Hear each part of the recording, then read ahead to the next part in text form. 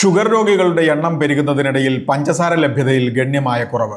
ഇതാകട്ടെ ഓഹരി വിപണിയിൽ ദിവസങ്ങൾക്കകം പഞ്ചസാര കമ്പനികളുടെ വിലയേറ്റിയത് 35% വരെ. ഈ സീസണിൽ പഞ്ചസാര ഉൽപ്പാദനം കുറഞ്ഞതിനൊപ്പം എഥനോൾ നിർമ്മാണം പ്രോത്സാഹിപ്പിക്കാനുള്ള സർക്കാർ ശ്രമവും കമ്പനികൾക്ക് നേട്ടം.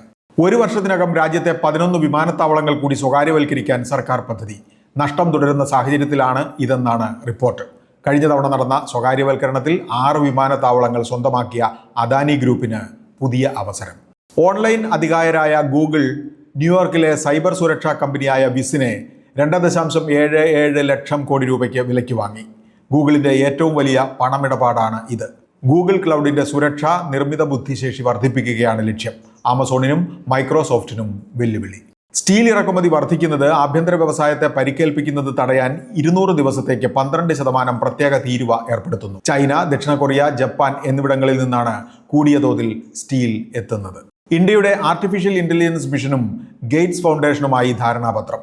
കാർഷിക, ചികിത്സ, വിദ്യാഭ്യാസ, കാലാവസ്ഥാ മാറ്റ മേഖലകളിൽ വിപ്ലവാത്മക മാറ്റങ്ങൾ നടപ്പാക്കാനാണ് പദ്ധതി. ബിസിനസ് വാർത്തകൾ വിശദമായി അറിയാൻ ധനം ഓൺലൈൻ